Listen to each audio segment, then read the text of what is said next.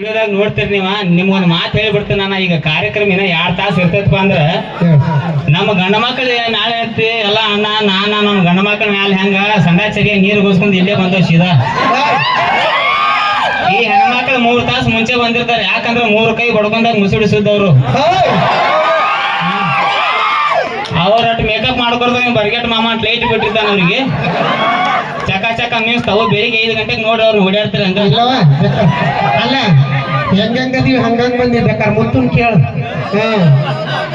ಹಾ ಸೊ ಮತ್ತೊಂದು ವಿಶೇಷವಾಗಿ ನಮ್ಮ ಉತ್ತರ ಕರ್ನಾಟಕ ಹುಡುಗರ ನನಗೆ ಬಹಳಷ್ಟು ಪ್ರೀತಿ ಕೊಟ್ರಿ. ಅದೊಂದು ಮಾತು ಮುಂಚೆ ಹೇಳ್ಬಿಡ್ತೀನಿ. ಈಗ ಡ್ಯಾನ್ಸ್ ಮಾಡೋತ್ನಾಗ ಹಾಡು ಆಡೋತ್ನಾಗ ಹುಡುಗಿಯರ್ ನಿಮ್ಗೆ ಹಿಂಗ್ ಮಾಡ್ತಾರೆ.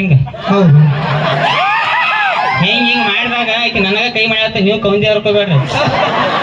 ಅದು ದಿವಸ ಒಂದು ಸ್ಟೇಜ್, ದಿವಸ ಒಂದು ಊರ ಕಲಾವಿದರಿಗೆ ಸೆಳೆಯುವಂತ ಅದೊಂದು ಆಕರ್ಷಣೆ ಮಾಡ್ತಿರ್ತಾರ. ಮತ್ತೆ ಒಂದೊಂದು ಕಾರ್ಯಕ್ರಮಕ್ಕೆ ಹೋದಾಗ ಏನಾಕೈತಿ, ರಾತ್ರಿ ನನಗ ಕಾರ್ಯಕ್ರಮ ಮುಗಿಸಿ ಹೋಗ್ಬೇಕು, ಬೆಳಿಗ್ಗೆ ಫೋನ್ ಹಚ್ಚಿರ್ತಾರ, ಮಾಮ ಅದು ಡ್ಯಾನ್ಸರ್ ನಂಬರ್ ಐತೆ ನಿನ್ ಕಡೆ.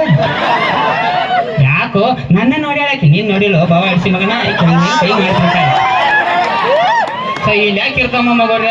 ಸೊ ಜಾನಪದ ಯಾರ್ಯಾರು ಕೇಳ್ತೀರಿ? ಫಸ್ಟ್ ಆಫ್ ಆಲ್ ಒಂದು ಮಾತು ಹೇಳ್ಬಿಡ್ತೀನಿ ನಾನು. ಜಾನಪದ ಎದಕ್ಕೆ ಕೇಳ್ತಾರೆ ಹೇಳೋರು? ಅದನ್ನ ಈಗ ಹೇಳ್ತಾನೆ ಕೇಳ. ನಿನಗೆ ಒಳ್ಳೆ ಅವಸರ ಹುಟ್ಟಿವ ನೀ. ಈಗ ಜಾನಪದ ಅಂದ ಹೂ ಏನು ಬಿಡ್ರಿ. ನನಗೊಂದು ಮೊಬೈಲ್ದಿಂದ ಲಾಕ್ಡೌನ್ ಆದ ಬಳಿಕ ಬಹಳಷ್ಟು ಕಲಾವಿದರಿಗೆ ಹೆಲ್ಪ್ ಆಗಿದ್ದ ಒಂದು ಮೊಬೈಲ್. ಯಾಕಪ್ಪ ಅಂದ್ರೆ ನಾವು ಮುಂಚೆ ಒಂದು 6-7 ವರ್ಷದಿಂದ ನಿಮ್ಗೆ ಅಷ್ಟು ಯಾರು ಪರಿಚಯ ಇದ್ರಿಕಿಲ್ಲ. ಲಾಕ್ಡೌನ್ ನಂತರ ಬಹಳಷ್ಟು ಕಲಾವಿದರು ಹೊರಗೆ ಬಂದರು. ಈಗ ನಾವು ಜಾನಪದ ಕಲಾವಿದರಾತು, ಸಾಹಿತ್ಯ ಬರ್ದಾರತ್ತು, ನಾವು ಸಣ್ಣ ಪುಟ್ಟ ಯೂಟ್ಯೂಬ್ದಾಗ ರೀಲ್ಸ್ ಮಾಡೋರತ್ತು ಎಲ್ಲ ಮೊಬೈಲ್ನಿಂದ ಪರಿಚಯ ಆದ್ರಿ. ಇವತ್ತು ಬೆಂಗಳೂರು ತನಕನೂ ಆದ್ರೆ ನೀವು ಲಫಂಗರಾಜ್ ಎಲ್ರಿ ಉತ್ತರ ಕರ್ನಾಟಕದವ್ರ ಅವ್ರು ಅಂತಾರಪ್ಪ ಅಂದ್ರೆ ಅದಕ್ಕೆ ನೀವೆಲ್ಲ ನೀವು ಕಾರಣ ನಮ್ಮ ಒಳ್ಳೆ ಇಂಥದ್ದು ಪ್ರೀತಿ ಪ್ರೋತ್ಸಾಹ ಎಲ್ಲಾ ಕಲಾವಿದ್ರ ಮ್ಯಾಗ ಇರ್ಲಿ. ಈಗ ಜಾನಪದ ನಮ್ಮ ಕಡೆ ಯಾವ ಲೆವೆಲ್ ಕ್ರೇಜ್ ಐತೆ ಅಂದ್ರೆ ಸಿನಿಮಾ ಹಾಡುಗಳು ಮರೆತು ಬಿಟ್ಟು ನಾವು ಎಲ್ಲಿ ಟ್ರ್ಯಾಕ್ಟರ್ ಜಾನಪದ. ಈಗ ಜಾನಪದ ಕೆಲವೊಂದು ಸಾಹಿತ್ಯಗಳು ಇರ್ತಾವ, ಕೇಳಿ ಪೆಟ್ಟಿಗೆ ರೋಚಿ ಗೆದ್ದು ಬಿಡ್ತಾವ ನಾವು. ಈಗ ನಾನು ಕೆಲವೊಂದು ಡೈಲಾಗ್ ಕೇಳ್ತಿರ್ಬೇಕು ನೀವು. ಎಣ್ಣಿ ಮೇಲೆ ಎಣ್ಣಿ,